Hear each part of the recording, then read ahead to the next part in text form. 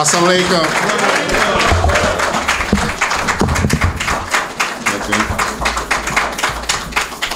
In the most holy name of Allah, the beneficent, the most merciful God, I bear witness that there is but one God whose proper name is Allah, and I bear witness that Muhammad is his servant and messenger. We're indeed thankful to Allah for his intervention in our affairs by coming to us in the divine person of Master Fard Muhammad, to whom holy praise is due forever. We thank him for raising from among us a divine man, one whom we didn't understand while he was among us and didn't see properly. But the book of Malachi says that behold, before that great and dreadful day of the Lord, I will send you Elijah. Yes, sir. And he will turn the hearts of the children back to the fathers and the hearts of the fathers back to the children, lest I come and smite the earth with a curse. Right. We thank Allah for raising from among us the most honorable Elijah Muhammad, and giving us the wisdom and knowledge of self, the knowledge of God, the knowledge of the devil, the time, and what must be done. But he had a work to do. That was the first phase of his mission, and then he went away. But Allah would not leave us comfortless or not leave us without a reminder, even though the Honorable Elijah Muhammad raised up hundreds of thousands of brothers and sisters. I would be remiss in my duties if I didn't thank him for this one brother who's standing on the front line for us right now, that if I didn't hear him, I probably would be one of those dead Negroes out in the street, locked up or just locked away in my own darkness. He's our champion of truth, freedom, justice, and equality. He's a great inspiration to all of us, and the enemy's constantly trying to hide him, but it's his time now. That's right. We thank Allah for the Honorable Minister Louis Farrakhan. It's in those three great names. Brothers and sisters, I'd like to greet you all in the nation's greetings of peace and paradise of Assalamu alaikum. Let us give our assistant ministers a round of applause. We thank Allah for their words.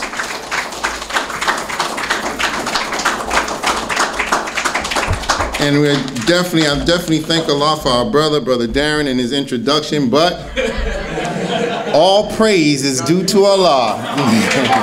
I'm just your brother, striving to be one of those that hope to be in that number when those saints come marching in.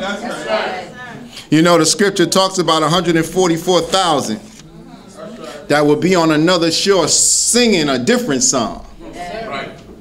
In the Nation of Islam, we have a fight song called "We Are Fighting for Islam, and we will surely win with our Savior Allah, our universal King." Is that right? We'll be singing another song.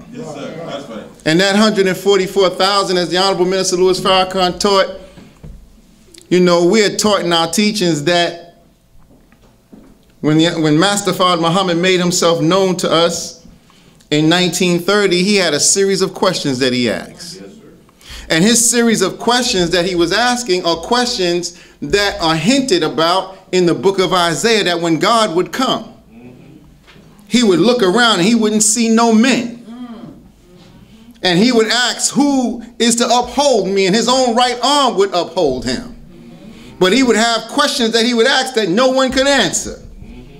And we understand that one of those questions today is, who is the original man? That's right. We understand that the question is, who is the colored man? We understand the question is, what is the population of the original nation in the wilderness of North America and all over the planet Earth? The population of the original nation at that time in the wilderness of North America was 17 million with the 2 million Indians. So the Indians are part of the original people. Making it 19 million, all over the planet Earth is 4,400,000,000. Well, when he came, there was 17,028,000 original people in America. And when we start dealing with that 17 and we start cubing that number, we come up into a whole nother number that allows us to understand the knowledge of that 17 million. Once it's made known around the planet, they become those people that become cubed with the wisdom of God. No longer will people have to go all the way to Mecca, to a Kaaba, to circumambulate around a cube. They will circumambulate themselves around the original black man and the original black woman that's right here in North America, coming up under the supreme wisdom that God has brought. But the first few of that number would be that 144,000. The 144,000 calls into existence another number that no man or woman can count. So when we talk about the 5%, we're talking about 5% of a population of people that have knowledge of self, knowledge of God, knowledge of the devil, know the time and what must be done, and they're doing their work of recruiting others by bringing them into this knowledge. We got a mission, and it ain't done until it's done. The whole entire planet has to be made aware of the true and living God. But it's starting right here in America with us. Why us? Because we are that lost sheep. We are the ones that were stolen from out of what is called Africa. And every other nationality, including our own people, had a part in it. Here you go. Yes, black people sold us into slavery. But a lot of white people benefited off of it and did the rest of the work. Is that right? And a lot of people been lying about it for a long time.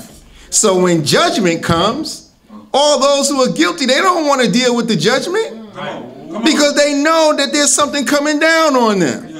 No matter where they're at on the planet, the Arabs got something coming down on them. The African got something coming down on him. And this cracker definitely got something coming down on him.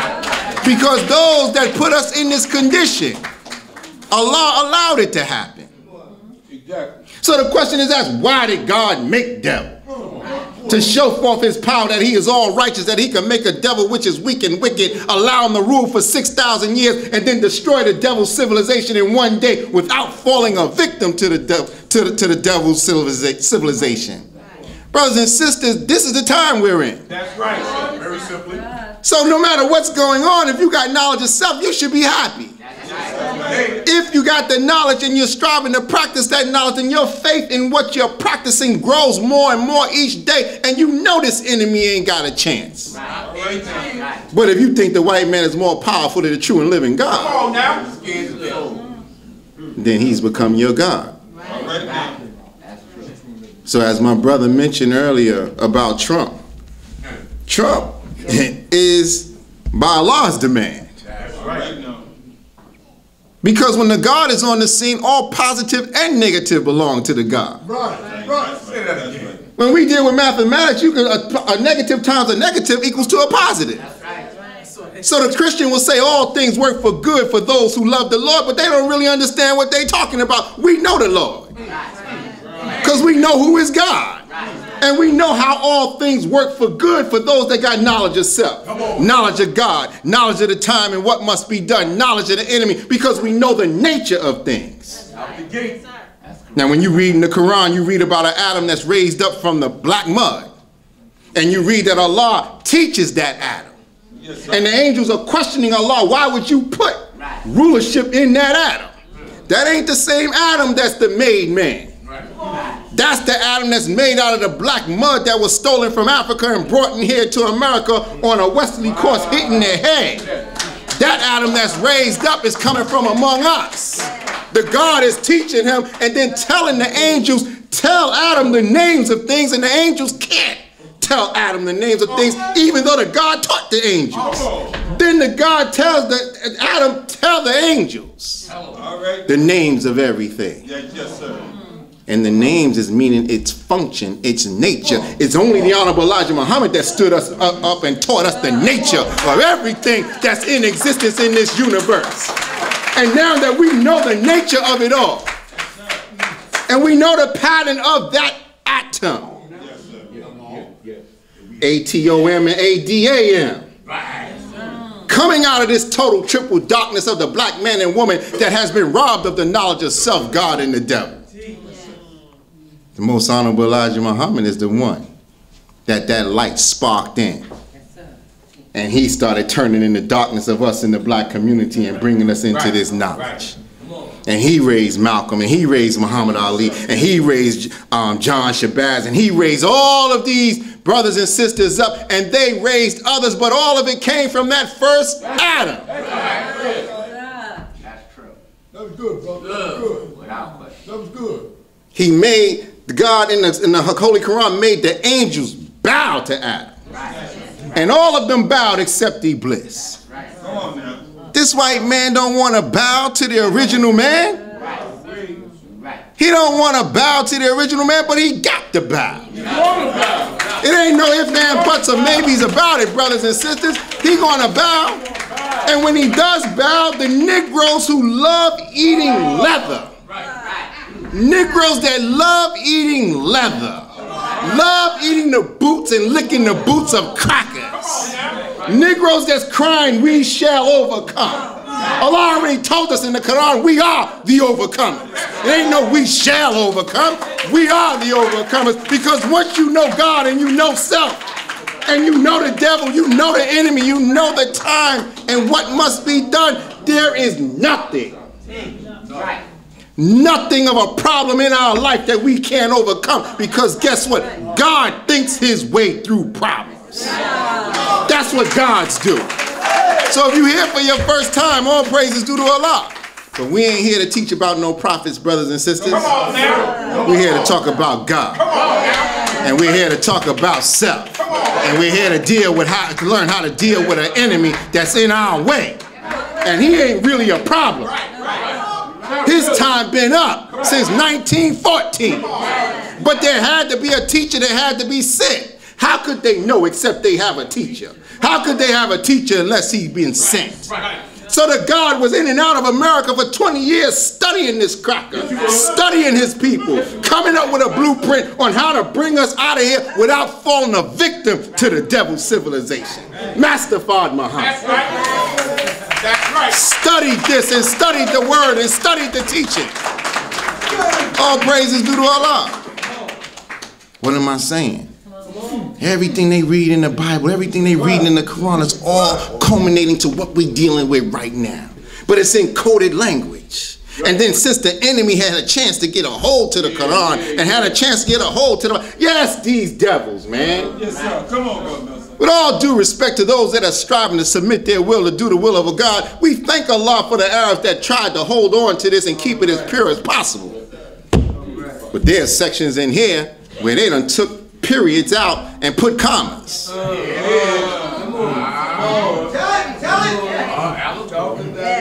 Allah gives rules of interpretation in this book. And when he gives the rules of interpretation, he talks about there are laws that you have to follow to give interpretation to this word. In Surah 3 verse 6. It says, y'all all right?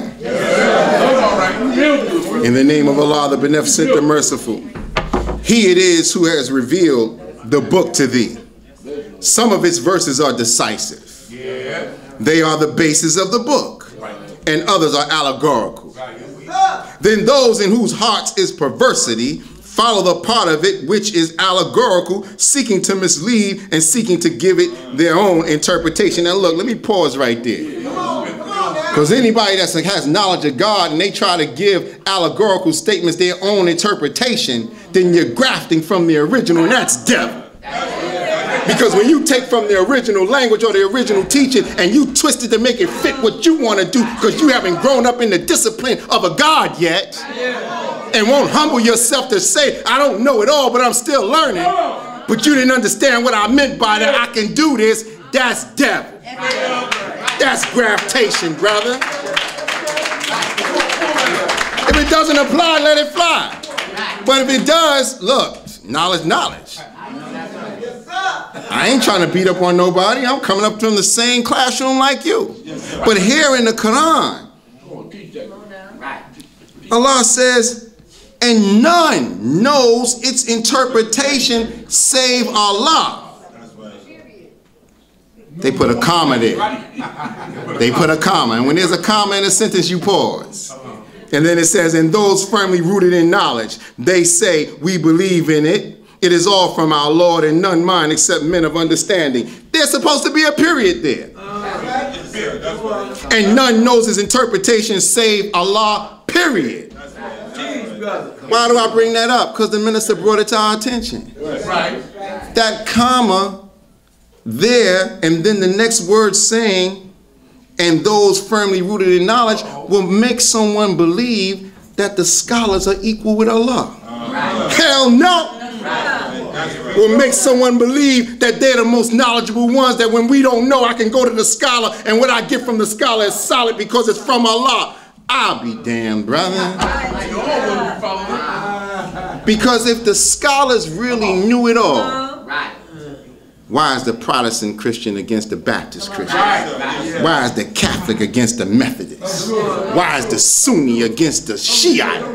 Where the hell did all this come from? If the scholars know like Allah know, then they would have to take responsibility for the division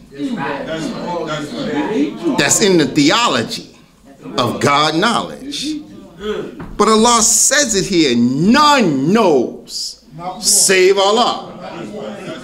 So I can have my understanding, you can have your understanding, but we got to go by the actual fact.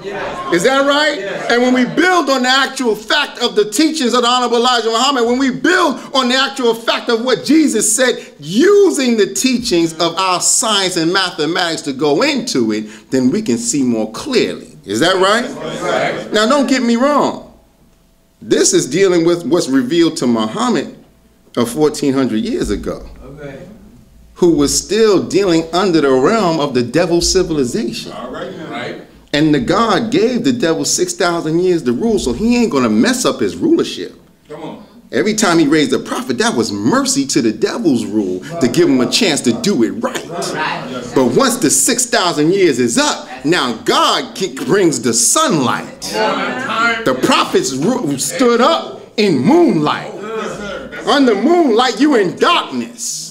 You can't see things clearly like it is at nighttime. You can see the silhouette, but under the sunlight of God, you get to see it as it is. You get to see it really like it is. Is that right? So we ain't moving on prophet knowledge, brother. We got to move, sisters, on the knowledge of God so that we can see things clearly. And even with the knowledge, we know knowledge is infinite, so we'll never know it all. That's right. So even with the knowledge and our practice of the knowledge, it builds our faith, and our faith got to be greater than our knowledge. I ain't talking about hope. I'm talking about trust in what we know because we practice what we know. So it ain't like I believe, that's the absence of knowledge. It starts off with belief, but once I start practicing what I believe and I see the result, then I know. And ain't nobody going to shake me off of my foundation once I know. However, we can't get arrogant with that. The most valuable thing we need right now is guidance. Guidance. All of us that are raising children, we can give them the knowledge, but they need our guidance. Is that right? So Allah never leaves us without a guide. And that guide that's among us today as a reminder to us of the Honorable Elijah Muhammad is Minister Farrakhan. And you know, we got to get rid of self-hatred. That's right, brother. You know, when I was in the world and in a savage state, whatever my man had, I felt like I had it. That's right. That's right. If he got a new vehicle, like, man, my man got a new Volvo. Volvos was out at that time. He got that new Volvo, man. I feel like I got a new Volvo. I wasn't hating on him. If I seen his mother coming down the block, I helped her with her bags. That's my mother. If I seen this girl walking down the block and she was with somebody I didn't know, I stepped to that money. Who are you? Why we hate on Farrakhan? Why we hating on a brother that's been standing for almost 62 years now on the front line for us, waiting for some of us to get up and stand? Why would we hate on one that love us? Why, brother? Why? That's a slave mentality. See, when you read about Willie Lynch, this white man, he trained the slave to hate his brother.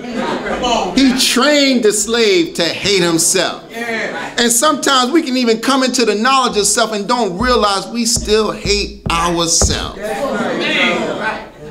Self-hatred is a hell of a thing. But you can easily find out if you got some self-hatred in yourself.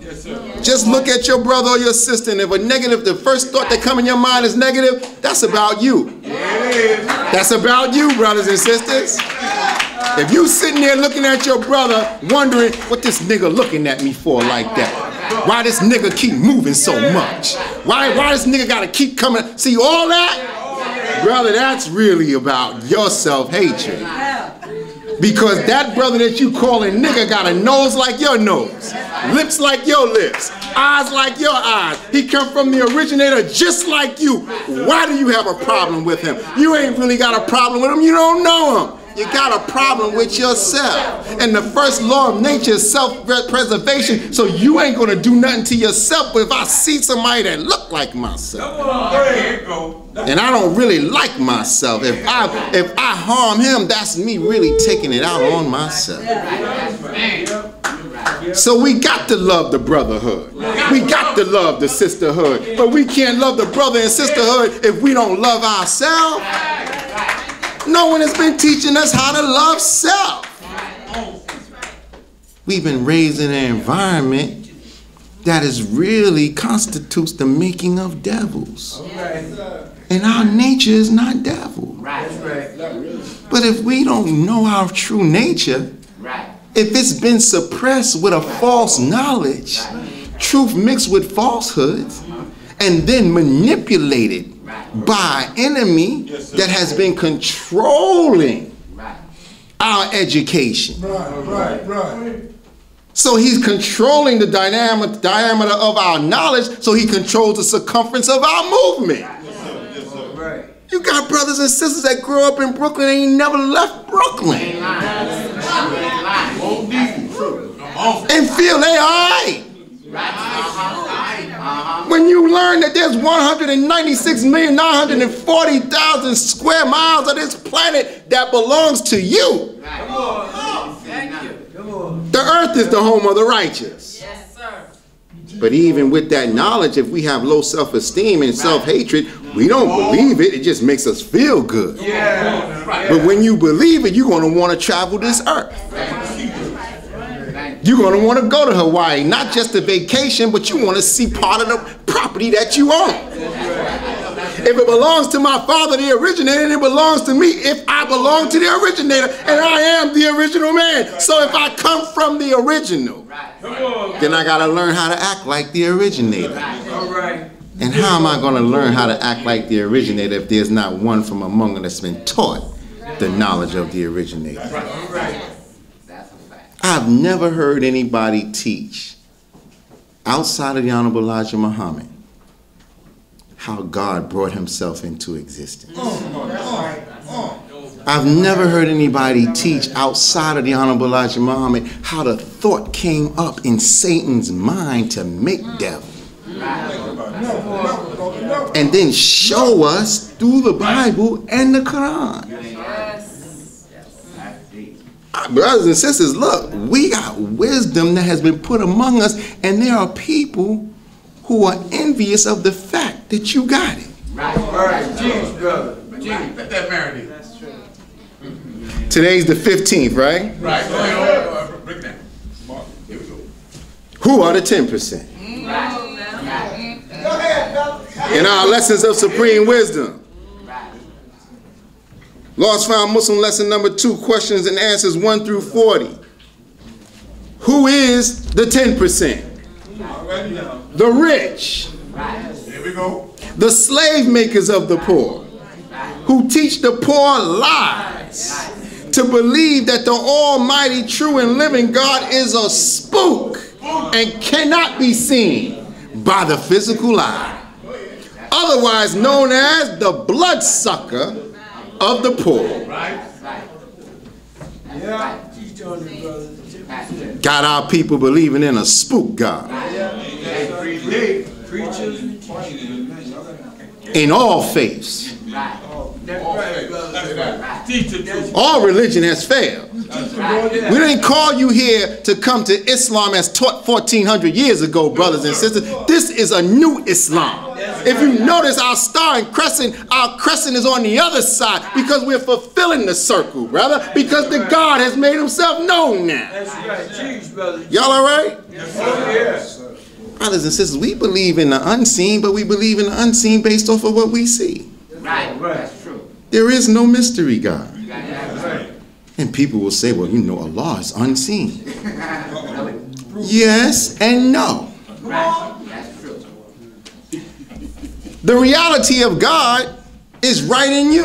That's right. You are here. Yes, sir. The reality, the physical presence. Right. But the power of the energy of the originator, I can't see it. Right. That's right. Teach, brother. But it's in you. Listen. Talk. And in order for me to understand or even get the result of the God in you, a physical being has to be here. That's right. Teach, brother. So I can see the physical, but if you never say anything, I don't know what kind of energy is residing in you. That's right. And that energy is produced from knowledge. That's right. The brain has the power to bring into existence whatever it can conceive. Look at that. That brain is fashioned after the brain of the originator who had the first brain. And so when I look past your eyes, look past your nose, look past your features, and really look into you. And I can't look into you unless we start conversing with one another. Is that right? And we don't take anything on face value. You got to show and prove. But when I look in the mirror and you look in the mirror and you see yourself as a sister and I see myself as a brother, who was the first one? Right now.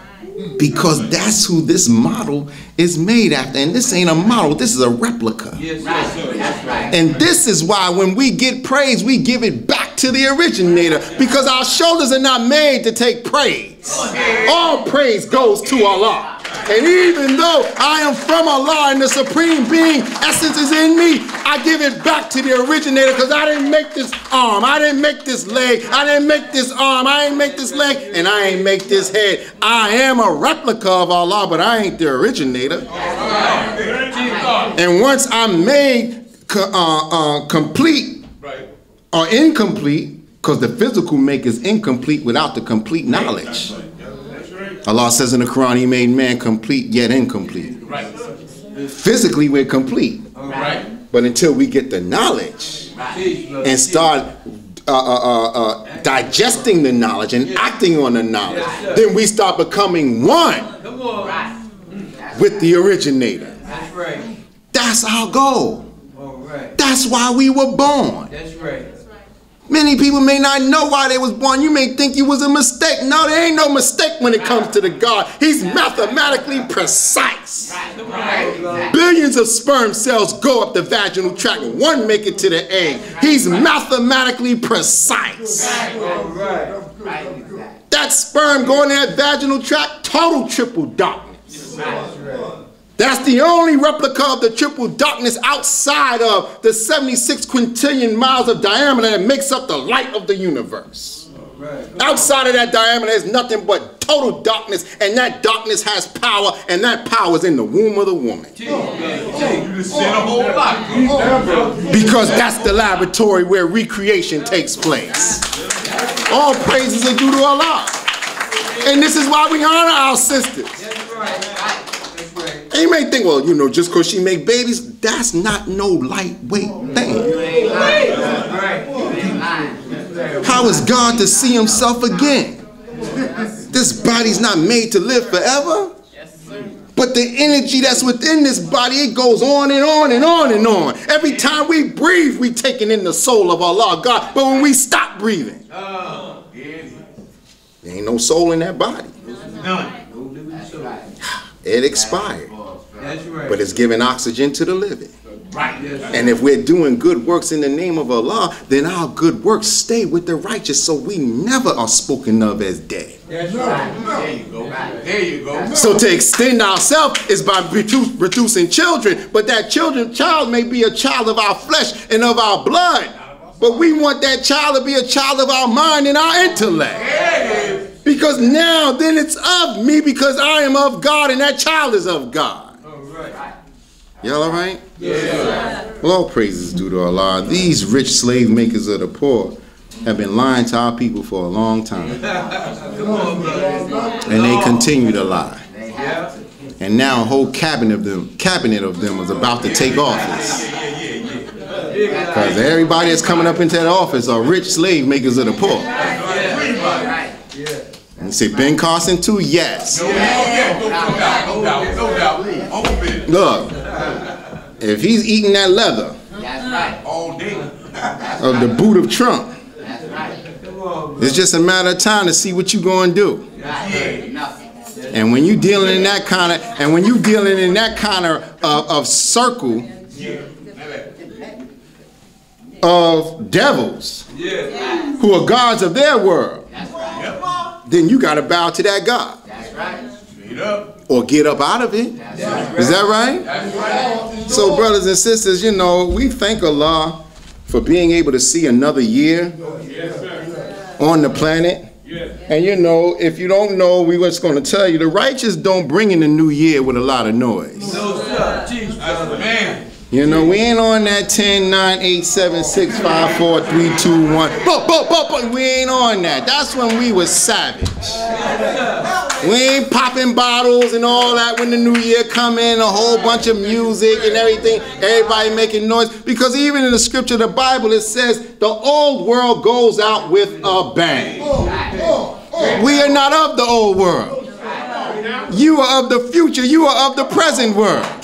And see, if you don't understand yourself to be that and you still following the way of the old world, then you moonwalking, brother. You moonwalking, sister, while God is present. So you going forward, looking backwards, following another man? Nah. That ain't the time we in right now. When the old world goes out, that old year goes out, you reflect on the past year, the positives and the negatives of it. You reflect on the people that you knew throughout that year that thought they brought the new year in and thought they would see another year and they didn't make it. You reflect on what your growth and development needs to be, where improvement needs to take place for the benefit of yourself, your family, your block, your community, your building. Because we are building a nation. We're a nation within a nation. So as we reflect, we want to reflect also on some of the words of the Honorable Minister Louis Farrakhan from the last edition of the Final Call. Did y'all see the latest one? Yes, sir. Got our brother Obama on the cover. Barack Hussein Obama. This is Obama's farewell, is that right? And he did 8 years, and you know, I'm trying to, I can't, there's not too many good things I can say. But this is the one thing that we're definitely proud of as black people.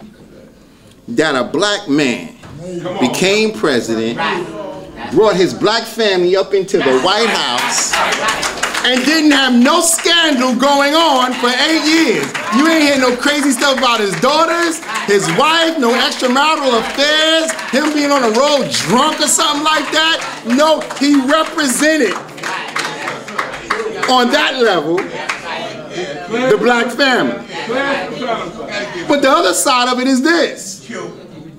It wasn't like a Negro came into office. This is Barack Hussein Obama.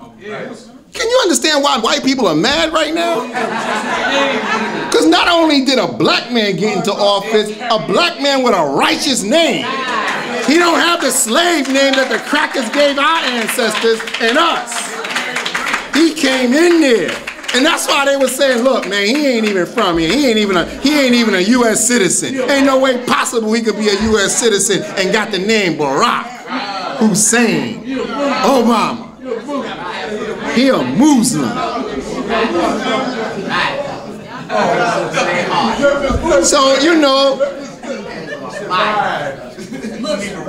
one thing that the minister was always saying to us, he says, you know, when you run for these offices, you say all these good things to get into office, and you think you're going to make all these changes, but when you sit in that seat, you don't know about the shockwaves of Satan that's underneath that seat. And everything you were talking about doing for your people starts changing, and then the people looking from the outside in wondering, like, what happened?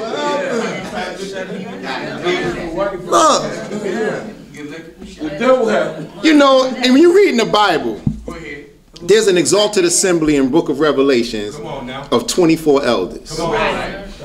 We know them as 24 scientists. Yes, sir. They're gods. Yes, sir. They're the ones that predict the history 25,000 years in advance. Right. And they pass the knowledge on from father to son. Right. You see, it's a cabinet that they have. Right. And there's a supreme being in the midst of that circle. That's the exalted assembly. Well, the devil got his assembly. It's in the White House. It's in the Congress. It's the House of Representatives. They got their assembly. And they're trying to model their assembly after God's assembly, but in wickedness. And what it is, the people don't realize what the hell they're looking at. So for a black man to want to get up in that assembly, you want to get up in Satan's cabinet? You don't even know. So in the book of Revelations, it says, your agreement with hell will not stand. There are people in leadership that have made agreements with the devil, bruh, sisters, to sell us out so they can keep a paycheck. Nice house, car, this, that, and the other. And that right there, you know, we in judgment now. This is judgment now. So there ain't a time of judgment. Everybody's going to get what's due to them. But the Honorable Minister Louis Farrakhan, in the Final Call newspaper, there's an article here of one of his lectures, excerpts from it, where he's dealing with principles and practices of leadership to suffice our needs. And he says, true leadership is in your worship and honor of God. The greatest characteristic that a leader must have is a four-letter word, love. Because it's only love of the people that puts their worth and value above your own. It's love of the people that will put their lives above your own. It's love of the people that will make you bear the insults of the people that you come to lead. Because black people are difficult to lead. And if you don't have love, they'll wear you out. Can we get a witness? We know good and doggone well. We are a hell of a people to lead. Is that right? The scripture describes us as ignorant, arrogant, deaf, dumb, and blind. Easy to lead in the wrong direction, hard to lead in the right direction. The minister added, ignorant, arrogant, and proud of it. That's us. It may not be you in the audience, but it's your cousin. It's your little brother. It's your next door neighbor. You know how it go. Brothers. Now this ain't to put us down, but it's something to look at of our past. Our savagery. Mother raised you up, teach you how to use the bathroom, got you out of diapers and Pampers and everything else. You know how to go by yourself. You become a grown man and you out here urinating in some corner outside. And then the nature of God and you know you wrong. So if a female come walking by while you over there and you turning like, so what? Gotta go, what you looking at? That's what they say, brother. See, that's ignorance with some savage arrogance, and then got the nerve to be proud of your ignorance and arrogance.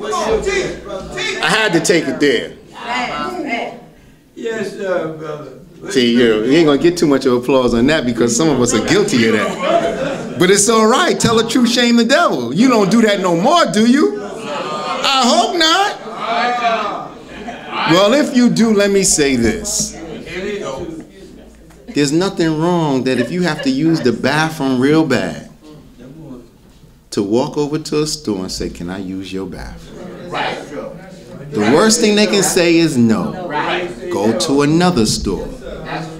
Before you find yourself out on the street, why can't we hold our order? But if we've been so used to that kind of savage behavior, we think it's normal. That shows how far we've fallen from the grace of God. God's fallen state is man. Man exalted state is God. Think about that. And we have not met a real man until we met a man that is God. So what we've been dealing with all our life, a facsimile of a man that's following behind a made man who is devil. So you bury your people 6 feet deep. You wear black to funerals. You wear white to wedding. Where you get that from? You got it from the made man. Who taught you how to bury your dead? What is the wake for? What you waiting for? Them to wake up? Where did that come from? I'm not trying to be funny. But when we sent Moses into the caves and hillsides of Europe to raise the serpent up from the wilderness, that Caucasian, he didn't know how to bury his dead. He didn't know how to season his food. He was afraid of fire. He didn't even know his language. Moses had to teach them all of that and some of the forgotten trick knowledge. So what did they do to us? Everything. They got us acting like them. So don't we need a Moses? Moses was a civilizer. What did the Honorable Elijah Muhammad bring? Civilization. What is civilization? One, having knowledge, wisdom, understanding, culture, refinement is not savage, the pursuit of happiness. He brought that to us, brothers and sisters. Whether we following it or not is on us. But we don't celebrate Christmas. That's not my culture. I don't celebrate no doggone Valentine's Day. That's not my culture. We ain't into all birthdays and all these holidays. That's not my culture. That's right. My culture is the culture of God. And God's culture has not been introduced to this world, so everybody, when they hear you moving with the culture of God, wonder what's wrong with you. Ain't nothing wrong with me. I'm just not following the devil. What's wrong with you? See, you blowing my high. Coming around here, you always wanting to break things down and start going into this and going into that. You know, I can't even deal right because you over here blowing my high. But the duty of the civilized person is to teach the uncivilized. And brothers and sisters, we're not going to want to teach each other until we love, man. And we ain't talking about this punk expression of love. Honorable Elijah Muhammad teaches us that love is based off of 4 principles: freedom, justice, equality, submission to Allah. And there are variables under each one of those principles. And until we start raising our families and standing on the principle of truth and making sure everybody has the freedom to speak the truth regardless to whom or what, that means even if you're a 2-year-old, check you on something you doing wrong that you told them wasn't right, you got to bow to that truth. If your wife is wrong on how she's dealing with the children, or you wrong on how you dealing with the children, you got to bow to that truth. That's a fact. See, we can't let our pride get in the way of that. Well, why you do it in front of the children? This, that, you dissing me in front of my children, this, that, and the other. Well, if the wrong was done in front of the children, they got to get corrected in front of the children so that the children will be able to know that truth overrules everybody. Mommy, daddy, my sister, my brother, nobody. So that way, when they're not in our presence and they in school and being taught lies, they will stand, that ain't right. And when you get called up to the school, well, he's disruptive in class. He's over here telling me that I'm not teaching right. Well, what were you teaching? Because you know how that was 40 years ago when we was in school. Moms was so upset that she had to take off from work. She ain't trying to find out whether you was right or wrong. She tearing that behind up right in the class. I know I wasn't the only one that went through that. Y'all can act like y'all there. And you would be like, you gonna believe them? Excuse me. I got the paper, brother. Thank you. Is that right? But the point is, when we deal in our leadership, we deal with love. And whether we're leaders over communities or not, if we're leaders over our household, we got to deal with love. That's true, brother. And so when we deal with love, we deal with looking at the need and not emphasizing so much on the fault. So when those that are around us are at fault, we deal with them on their fault. But we look underneath the fault to see what they really need based off of the fault. See, this is when we start going into the law of cause and effect. Someone does wrong that you're taking care of, that you're providing for. Yeah, it may be offensive, but what was the cause that produced that kind of effect? Yeah, I'm going to deal with you on your wrong, but I'm not going to allow my anger or my disappointment to consume me to the point where I, kill your spirit toward me as a father or as a loved one. I got to look underneath it to see, well, what produced that? That's right, brother. It's like, what made Adam eat from the forbidden tree? You see? What was the cause that produced the effect? Wow. He lied on the woman. It's that woman you gave me. A little punk response. Yeah, that's a punk response. It's like when the bill collector's, calling your phone at the house. Baby, can you get that? Man, answer that doggone phone, man. What the hell you gonna let this cracker punk you and send your wife to the phone? Send your child to the door.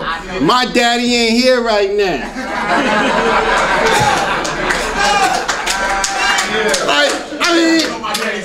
How can we be like, how could you be like that and then outside of that behind closed doors, see, I'm God in here.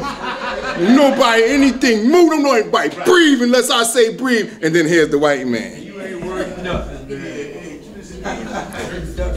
It's got to be some levity in this. That's right. But the point is that principle of love.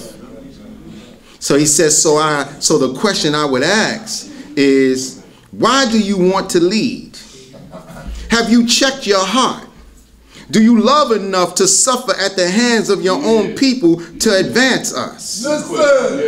And I'm not talking about this silly emotion that we describe as love. I'm talking about the creative force out of which the Almighty God Allah created the universe. Think about his love for what he created. He regulated the affair of everything that he created, and he provided sustenance for everything that he created. That it might fulfill its purpose. We produce children. We take care of those children. They can turn around, get older, and tell us to kiss their behind. That's right. That's true. And some of us will get so upset.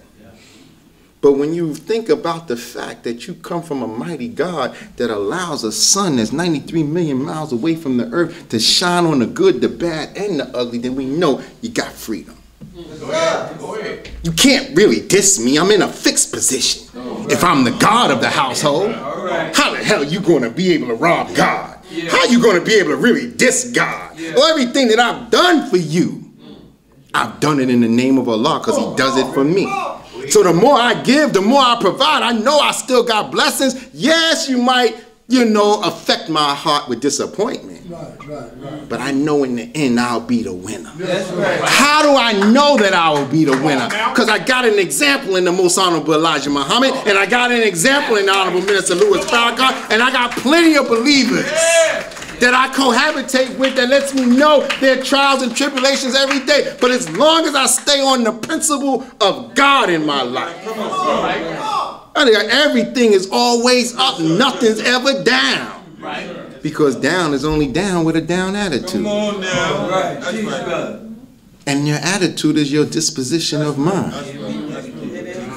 Yeah, see, it's the way that you regard a thing. So then I have to take the proper attitude on the offense. Yes, sir. How am I looking at it? Am I going to jump out the window for this? Or am I going to see the cause that produced the effect and deal with it mathematically in a precise manner? Without emotion. Yeah, I got emotion, but I know how to put my emotion in check and get up into the thinking of God so I can rise above the emotion. This is what we teach in the mosque. We have study groups on this. Rising above emotion into the thinking of God. So I brought up those points from the minister because you got a lot of people running for office in the black community. Oh my God. Wow. And when they come to you saying all these good things, What we really want to know, do you love your people? That's right. And not just by what you said out your mouth. What was your track record before you decided to run for office that shows and prove that you love your people? That shows and prove you're willing to take a cursing from them and give back a blessing. Because if you ain't got that kind of love, then you can go ahead with the rest of them boot-licking niggas that love eating leather, because this ain't that kind of day and time anymore. It's not. And now look, I'm not talking just to be talking. I'm telling you, them days are over. If long as the Nation of Islam is around and we got anything to say, we exposing your behind. Oh, you ain't gonna like us. But it got to be like that because our people been victimized too much for too long. Y'all all right? Yes, sir. All praises due to Allah.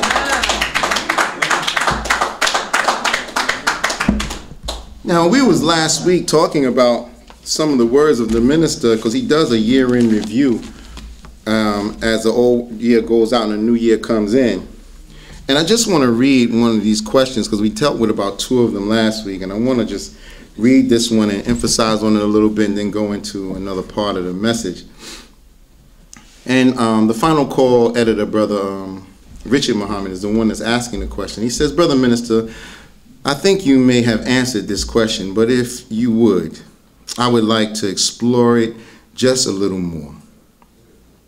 Maybe have you maybe have you expand on it just a little more. 8 years ago, we saw President Obama come into office with an incredible amount of enthusiasm, positive energy, and hope.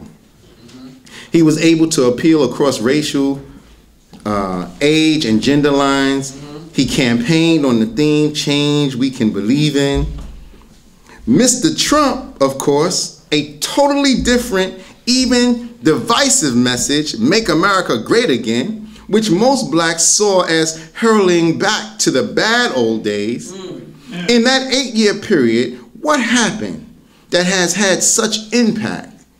What one person called a white lash. What happened in the last 8 years? Now, you know the number 8, we understand to be build and destroy. That's right. It is. It's 2 4s of preparation and foundation. But in preparation and foundation to what? Oh man, that's another thing for another time, but since I done opened it up, I might as well say it. Because I want to go into the minister's answer, but I just put something out there and I'm like, wow, okay, let me just go there. And this is from Brother Henry's, I got to put the disclaimer out there first. This is according to Brother Henry's study, what I'm about to say. Because I look at Minister Farrakhan as the representative of the Most Honorable Elijah Muhammad. And as I grow in my understanding of the teachings and the lessons, I realize that the answer to who is the original man is really the Honorable Elijah Muhammad. That's right. Because he's the first one to answer those questions, and we're following behind his answers. Which means that he was growing into something bigger than what his title was as messenger. Oh, right. That's very, very, very, very deep. Because it doesn't single him out. It lets us know what our destiny is. Which is big, big, big, big, big. So when I go into the Quran and I deal with certain things, I'm dealing with the mathematics, but there's certain things about Minister Farrakhan and his connection with the Most Honorable Elijah Muhammad that makes me deal with that mathematics. And I know that Muhammad of 1400 years ago was a sign of the real Muhammad. The Jesus of 2,000 years ago was a sign of the real Jesus in Mary. That's right. That's right. All of it leads back to us. Yes, sir. But Minister Farrakhan said, and I believe him because he ain't lied about nothing else, and there's a lot of things that has happened since he said this. He said in 1985 he had a vision-like experience where he went up on the wheel and was hearing the Honorable Elijah Muhammad's voice just as you hear my voice, and was given certain instructions about the government planning a war against a small Muslim nation, and for him to go back and hold a press conference in Washington, D.C. and expose it. That's what he said. In 1989, he did that. Right. And he said, everything that I got on that wheel, I have been giving you since that time. Right. That's right. Now, I read in the Quran in the 97th Surah, the Majesty, where Prophet Muhammad, peace and blessings be upon him, goes on a night journey. Yes, sir. Yes, sir. And many people don't believe he really went on that journey, and it's all right. Many people don't believe Minister Farrakhan went on the journey he went on. The Quran was revealed over a 23-year period. Come on now. Yes, sir. Yes, sir. So I count 23 years from 1985. Right. And we come up into 2008.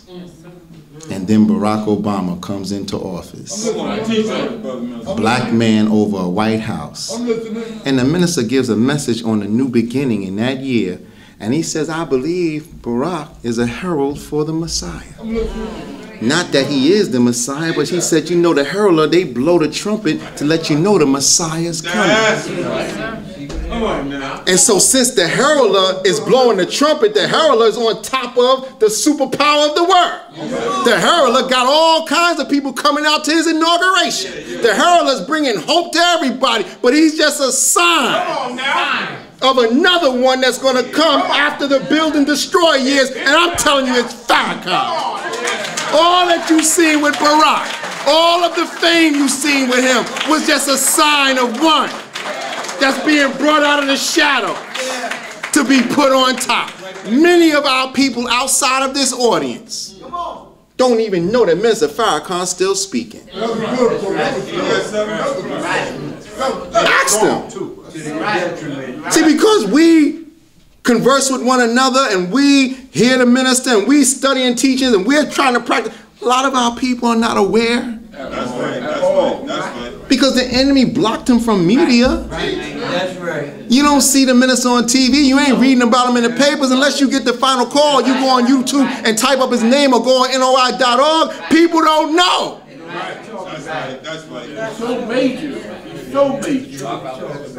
But he's about to come to the forefront. That's right. Why? Brothers and sisters, what other leader is there left? Come on now. Huh? Where's the competition? No.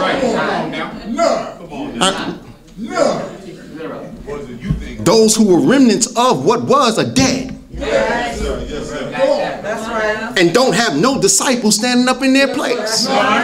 Show me one. Name a black positive organization and show me the disciple of the founder of that organization. Why is the nation still standing? Come on now. This ain't by no happenstance. And if you say, well, Minister Farrakhan, you know the government's paying him, you think the white man is that damn powerful? That you would even question whether this man is really from God because he's doing things that no one else has been able to do?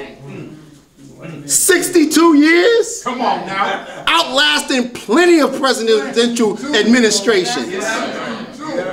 And not hiding behind something saying what he says. I mean going into Washington, D.C. to the National Press Club, renting a room and getting on a rostrum before the whole world and calling the devil out for all its deception. And then at the end of it all say, I know you don't like me. And I know you want to kill me.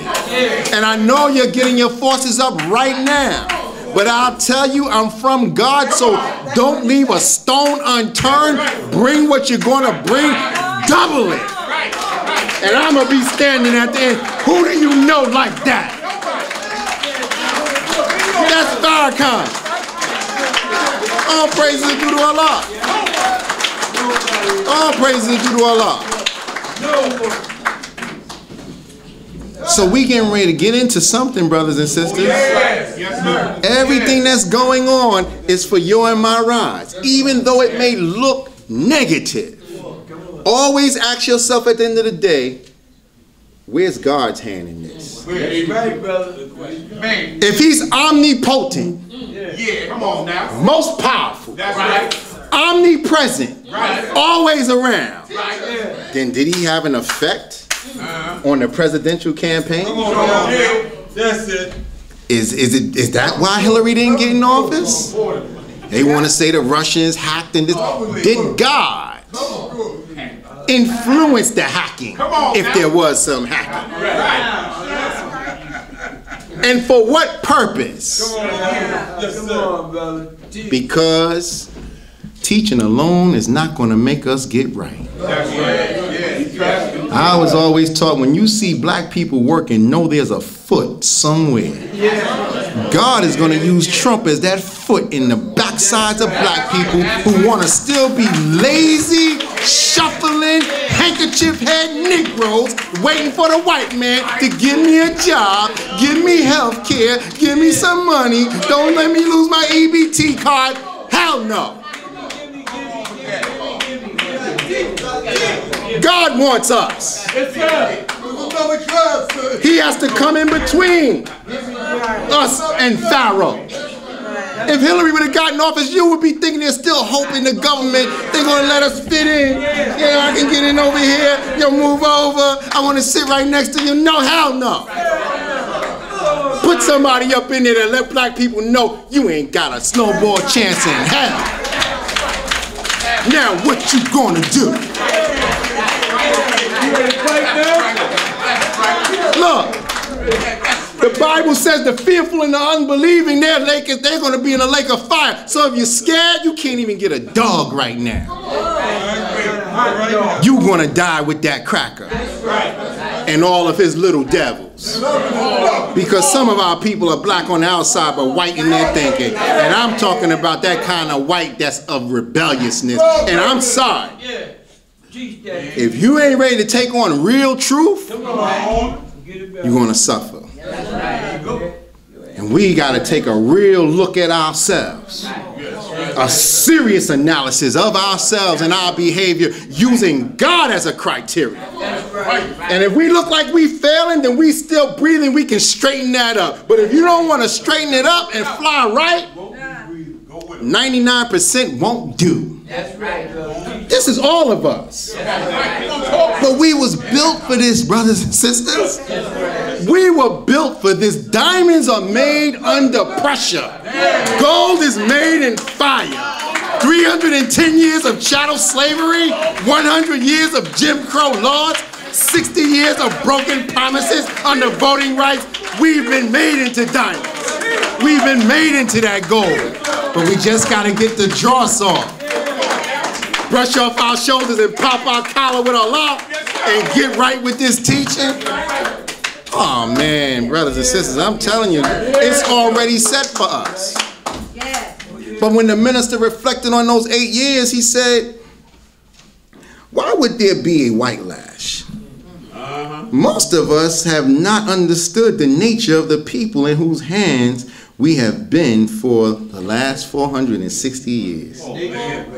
We have fallen in love with our open enemy because we have hope that one day they will receive us as an equal or treat us as an equal. And the Honorable Elijah Muhammad said to us that is not going to happen.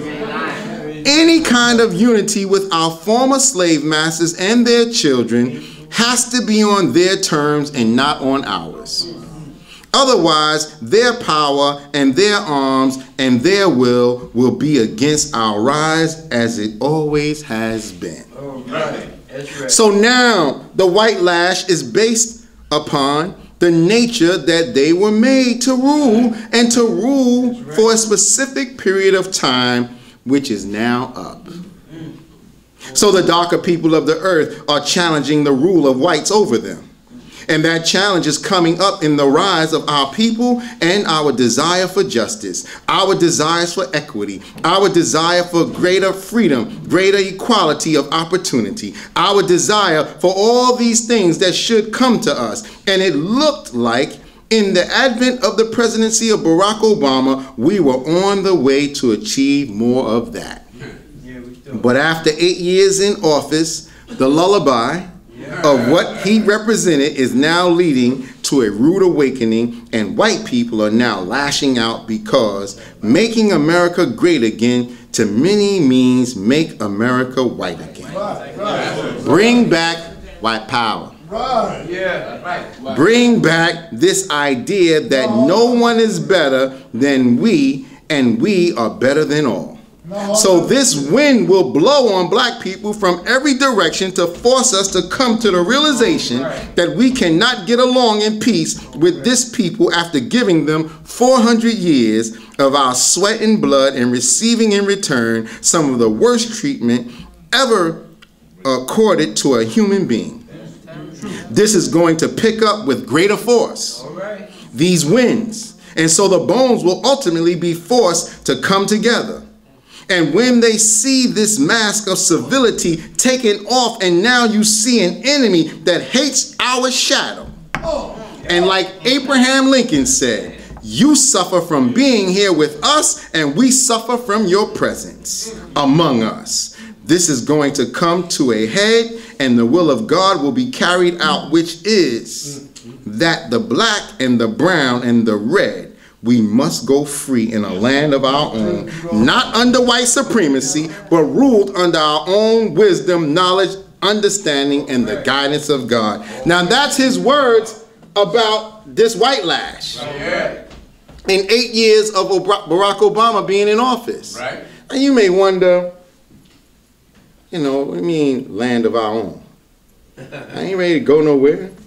I'm good where I'm at. I mean, why we can't do it right? Brother and sisters, we ain't leaving. No. Hell no, we ain't going nowhere. Remember in school when you was taught about the 13 colonies? And them going for their independence? Every black community is colonized. That's right. There you go. There you go. And we're not independent colonies. The 13 colonies wanted their independence because they were still being ruled by Britain and Europe. Is that right? That's how America ended up going into their war and whatnot and getting their independence. July 4th, 1776. We don't celebrate that crap. Because that was their independence. It wasn't ours. God came in July 1930 and gave us our independence as an independent nation, declared us to be his. Yeah, all right. But the point that I'm making with this is this. We got to start making our communities independent communities. And that's not going to happen overnight. We got a short window of 4 years in the midst of winds blowing from an enemy. But don't you know the Arab store can be owned by us? That's right. It used to be. Don't you know? That's right. It used to be. You know, Food Town can be ours. That's right. That's right. The cleaners that you go to where the Koreans are at can be run by us. The water supply that comes through our community can be run by us. The electricity can be run by us. We got to take over. The banks got to be run by us. And we ain't talking about, look, we just going to go and get guns. And no, we ain't got to do all that. But under our unity, precinct by precinct, we can take over. Because once they see it in one area, if they see it in East New York, Brownsville going to want it. If they see it in East New York and Brownsville, Bed-Stuy going to want it. If Bed-Stuy, they see it in Bed-Stuy, Crown Heights going to want it. Bushwick going to want it. And this is why we're calling for 10,000 fearless. Because we need fearless men and women that's willing to stand up and police the community. We need fearless men and women that are of knowledge with the professional background to take the place of that which has been benefiting off of us by the way of City Hall and the governor's mansion that we start controlling. Now you may say, well, nah, that ain't going to happen. Tell that to Chinatown. You go down to Canal Street, they got their own. And you don't see them when it comes down to election time, them out there picketing or nothing. They don't care who get in office. We running our community. Now what's wrong with us? In the name of God, making our colonies independent. We got to control the educational system. Because that's the cultivation of our children's minds, so we got to take that over. These charter schools ain't for us. These public schools ain't for us. That educational system is a dumbed down education. It's not helping us. And you may say, oh, brother, how could you say that about education? Okay, here you go. Well, if it's equal education, then why the white community that got the same education, their community is better than ours? But they got equal education. It ain't equal, brothers and sisters. No way. They lies mixed with falsehood, mixed with truth and fairy tales. Nah, we got to clean that up. And of course, you may say, well, we ain't going to be able to do that in Brooklyn. Look, this is on a national level and local level. We all got our part where that is concerned. That's right. See, there's another part of this that as I was reading about the 400 years, you got to notice that I'm hearing more and more about people outside of the circle identifying that 400 years from 1619 to 2019 to dupe people into thinking that we still got to bear with this a little while longer before we go into our next level. That 400 years is from 1555, when the first slave was brought over here by Sir John Hawkins or Sir John Hopkins on a ship called Jesus, that they have written in their libraries, in the congressional libraries, to 1955, which sparked the civil rights movement. Now the scripture says in the book of Daniel that 24 weeks are set up for the Messiah, and the Spirit of Atonement, and the paving of the street for the Prince of Peace. And it's to be, 70 weeks. It's in the book of Daniel. I believe it's the 9th chapter, the 24th verse. 70 weeks being set up for the Messiah. That 70 weeks is tied up with Paul talking about that there's 60 years not to exceed 70 years of grace. In the midst of the number of 666, which is the number of man and beast. So there's a grace period in between that 400-year period where God has to make himself known and give enough time for those who are the poor righteous teachers to civilize the people who are deaf, dumb, and blind. All right. Come on, brother. The 70 years is up. Done. God ain't waiting no more. Over with. We're about to get to our glory. Yes, sir. But while we're in the midst of it, we still got our work to do in enlightening our people.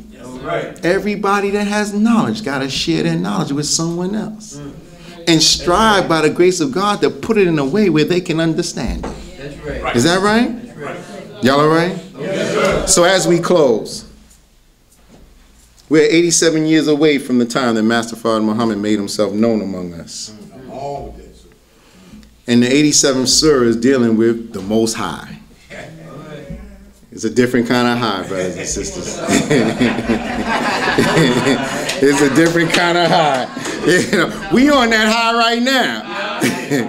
But the Most High, in the 87th surah of the Holy Quran, the first few verses is giving us some signs of what God does to human beings. And I just want to read it, touch on it, and then move on because we're closing. And the Most High, Allah himself. Yeah, you know how you got some people that say, you know, I ain't into church and nothing like that, but, you know, I give all praises due to the Most High. So we talking about the Most High. You know what I'm saying? We want to deal with the Most High. You know what I mean? You don't have to put the title of Allah on it. You can just say the Most High. Is that right? You know? And so it says, in the name of Allah, the Beneficent, the Merciful, glorify the name of thy Lord, the Most High, who creates, then makes complete, and who measures, then guides. The Most High is our creator. Yes, sir. Then he makes us complete with the knowledge that's needed. Then we have a work to do based off of what we know. Because the more you know, the more you're responsible for. And we get measured by our work or the lack thereof. Is that right? And in the midst of that work, he's also given us guidance. That's powerful. And so when we think about 87 years since the time Master Father Muhammad made himself known in 1930, we're thinking about the Most High and what he has given us because he made us new again. We ain't the same Negroes we were. You can't be the same when you get this kind of knowledge.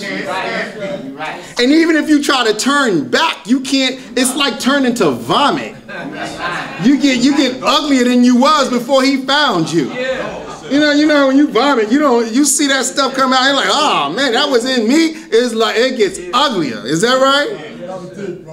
So you can't turn on God's knowledge. It starts beating you up on the inside. That's right. And what people will start doing, they'll start getting high, a different kind of high, not the most high. They'll get a different kind of high to numb their self-accusing spirit that's reminding them and accusing them of what they are not doing in regards to the work of a civilized person. Now, after Master Fard Muhammad left in 1934, he left the Honorable Elijah Muhammad to do the work, and that was 83 years ago, and that deals with the defaulters of duty, the 83rd Surah of the Holy Quran. So as the Most High has raised us up with this knowledge, those of us that are not doing our duty, you find yourself dealing with the record of the wicked. Because in that Surah 83, it deals with two records. The record of the wicked and the record of the righteous. And the record of the wicked is held in a written book and is held in their prisons. And the record of the righteous is held in a written book in high places. Yes, sir. But we know the books testify of a man. The man don't testify of a book. Every prophet that came after they left, the revelation was put into a book. So the prophet was the book. Yes, sir. Is that right? This is talking about a new book. And what the Honorable Elijah Muhammad represented to us is that new book. And what we hear from Minister Farrakhan is that new book. And all of us that are moving in this righteous way and doing things that we thought we would never do, we are writing a new book. The scientists, the scholars of scripture, the exalted assembly, they was only able to write up to 15,000 years of the 25,000 year cycle. They couldn't see beyond that. Because the one who was coming behind them, his light was so bright, they couldn't see beyond his light. So the Bible only takes us up to 6,000 years, and the Quran takes us up to 6,000 years dealing with the judgment. You don't know what's on the other side of that. So when people talk about the hereafter, it's not after we die. It's here after the rule of the white man's world. His government is being broken right now as we speak. And the final breaking of his government is going to be in war. War is coming. And we got to make sure as parents we don't let them snatch our children. That's right. Because that war ain't got a doggone thing to do with us. That's right. But it's coming. And so when you look, and many of us are not looking on a global scale, a lot of this is going to be pending around Israel. Yes, it is. Because that was Palestine. And it was stolen over 60 years ago. In 1948. And ever since then, there has not been no peace over there. And the injustices that are being done to the Palestinian people is not good at all. But they're making sure they look like the victim, and America's backing them and other countries are backing them. So everything that's around Palestine has been broken down. Jordan, Lebanon, Syria. But the Bible talks about God bringing the people down into the valley of Jehoshaphat. Come on now. Where he will deal with them. Come on now. That's Israel, brothers and sisters. I'm not saying the war is going to be in Israel, but it's all centered around the valley of Jehoshaphat. So now they're looking at Iran as being a rogue nation and wanting to bring that down. So Russia is with Iran. China is with Iran. China and Russia is with Syria. So how is this going to be dealt with Trump coming into the office when we know that the shadow government that's been behind every president has always been pushing for those presidents to take down Iran, Iraq, Afghanistan, and all. It's still got to go on. So the Honorable Elijah Muhammad said there would be a lull before the storm. The lull is they got to win Trump over. So while there's a war in white heaven, we got work to do. You understand what I'm saying? Don't get too caught up in what Trump is saying on the news and this, that, and the other. When he gets into office, their white people that are in office are going to be fighting to try to win his mind over to their agenda. That gives black people time to get busy with yourself, your family, and your people. And I'm telling you, the knowledge is here and the guidance is here with the Honorable Minister Louis Farrakhan and the teachers of Honorable Elijah Muhammad. Brothers and sisters, I thank you for giving me your time and your patience as I greet you all in peace. Assalamu alaikum. All praises are due to Allah.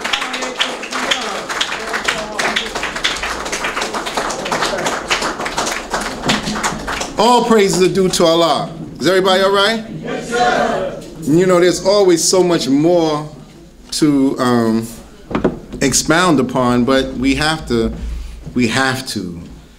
you know, respect time. Is that right? Right. And sometimes we let the Spirit carry us and we go way past the time and it's like, ah, that wasn't good. But I wanted to make sure I respect the time. And there wasn't many other things that I wanted to talk about, but there's always another time for it. How many of you are glad that you came out today by a show of hands? Praise be to Allah. We're definitely glad to have you. Thank you for being here with us. How many of you believe what you heard and what you understood to be the truth and good for us as a people? Can I see by a show of hands? Praise be that the truth is independent of itself. Let's give the truth a round of applause. All praises be to Allah. You know, as a student of the teachings of Honorable Elijah Muhammad and representative of Minister Farrakhan here in Brooklyn, you know, I stand here on his behalf. That's right. And if he was here, he would love the fact that you're glad that you came and that you believe in what you heard to be the truth and good for us as a people. So I'm thankful because that gives me your approval from Allah that I did make it clear enough, you know, and that the believers made the atmosphere comfortable enough for you to be able to stick through it. You ain't sneak out to the bathroom and not come back. You stayed throughout it all, and we're thankful to Allah for you for that. Give yourselves a well-deserved round of applause. All praise is due to Allah. But I want to know, are there any of you here for your first time, never been to the mosque before? Can I see by a show? Will you stand up for a minute so everybody can see you? All praise is due to Allah. All praise is due to Allah. Thank you, sister. All praise is due to Allah. So I would like to ask you on behalf of Minister Farrakhan, how many of you are ready to come and learn more about this teaching and come under the tutelage of Minister Farrakhan and the Nation of Islam, that you may be able to help yourself, your family, and your people? If you're ready to take that kind of stand, I want to shake your hand on behalf of Minister Farrakhan. Are there any of you that's ready to take that stand? Praise be to Allah. Can you step forward, brother? I want to shake your hand. Oh, let's give our brother a round of applause. Oh, praise be to Allah.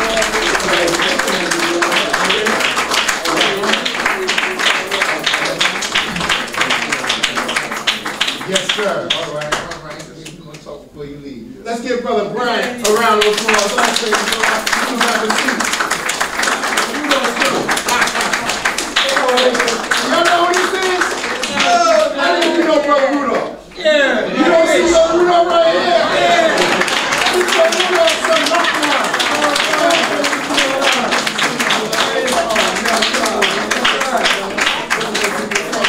before we leave, all right? Praise you to Allah. Let's give our brothers another well-deserved round of applause. All praises are due to Allah. Allahu Akbar. Allahu Akbar. Allahu Akbar. This is the kind of stuff that makes us glad, but makes the devil mad, because he's missing souls that he thought he had. Before everyone leaves, I want to get a chance to shake everyone's hand. We thank our brothers and sisters who are here for their first time, and we thank our supporters that come all the time. So my brothers and my sisters that are here for your first time, don't feel no way because you didn't come forward. We're not frowning on you. You said you're glad that you came. You said you believe what you heard to be the truth and good for us as a people. Then that's good enough. All we would ask is that upon your earliest convenience, come on back and be with us. That's right. This mosque is your house. That's right. You don't have to be in a suit and bow tie or headpiece to come up here. All you got to do is be black. This is a family affair. You can't bring no white people up in here. You can take the teaching back to them, but you can't bring them up in here. We got too much dirty laundry we airing out up in here. We don't want everybody to see that. Is that right? So we're working on ourselves. So you can come anytime your mosque is open. Our next meeting here will be Wednesday night. At 8 o'clock. We go into the study of the teachings. We have study circles. The material will be here. All you got to do is bring yourself. Then we're back here on a Friday. We got another brother coming forward. Come on, man. Let me shake your hand.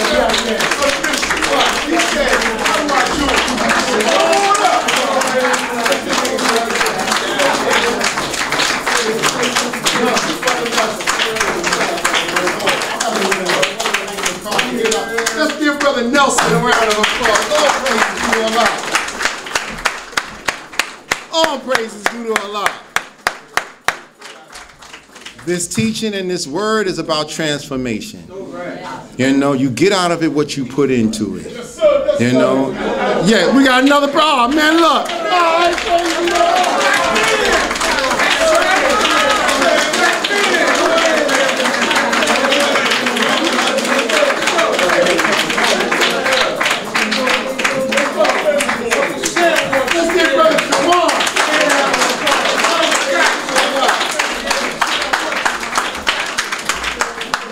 Allahu Akbar. You know, I might as well look. Every time I get ready to say something, somebody else jumping up. All right, now. What I do with my handkerchief? Okay. I don't know. Is anybody else still trying to make up your mind? We'll wait a minute.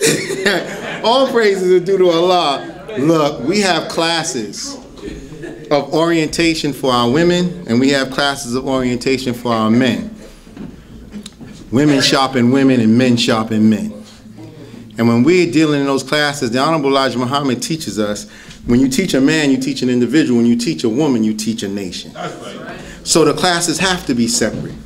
Our natures are not the same. Right. So to learn the teachings of God, for a woman, she's going to take it a different way, and it's given to her a different way, but it's the same teaching. And for the man, it has to come another way. Because we are the maintainers of women and we are the protectors of the community. So the black man got to get trained up fast and hard and be prepared to go out and do what he has to do. We got to pick up our cross and walk, carry our luggage with us. That's right. What do I mean by that? Whatever problems you got going on in your life and whatnot, we can't use it as a crutch to make an excuse for why we ain't ready to take on this work. Because we all doctors and patients at the same time.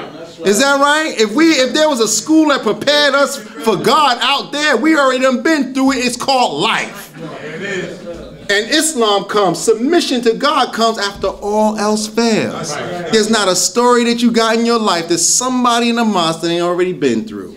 So don't think you're the only one. The thing is, when you find there's others that done been through what you've been through, you find you ain't by yourself. So the root of our classes is to build a sisterhood and a brotherhood with love for God, self, and family under the teachings of the Most Honorable Elijah Muhammad. So our classes for our brothers is Monday night, tomorrow, 7:30, right uptown at our mosque number 7 in Harlem, 106-8 West 127th Street. And for our sisters, it's every Saturday morning at the same location, but it's at 9:30 a.m. on Saturdays.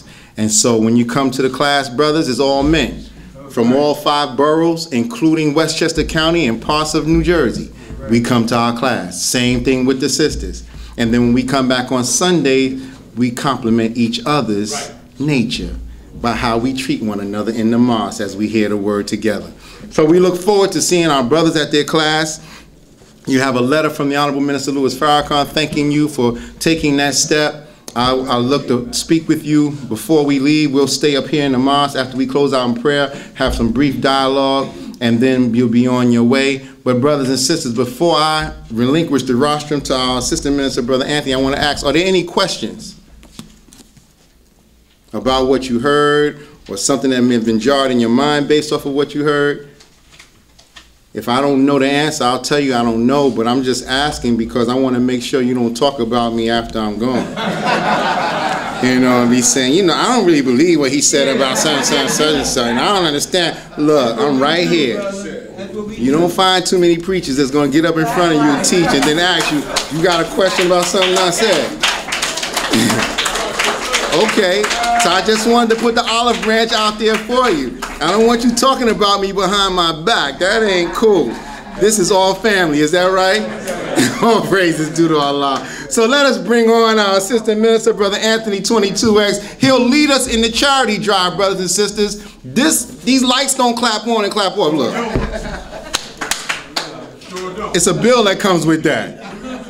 The space is nice. We hooked this place up. But there's a lord over this land. He's the landlord, and we have to pay him every month.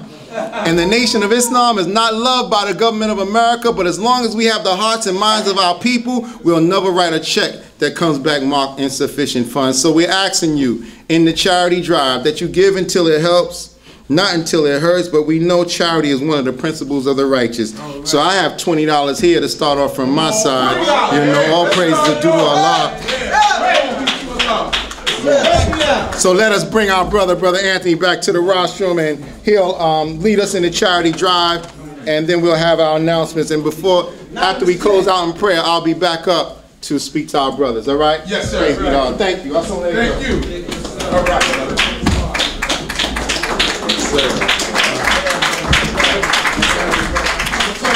Let's give it up for our student minister, Brother Henry Muhammad, for a wonderful teaching. Action-packed, full of wisdom, full of history, full of religion.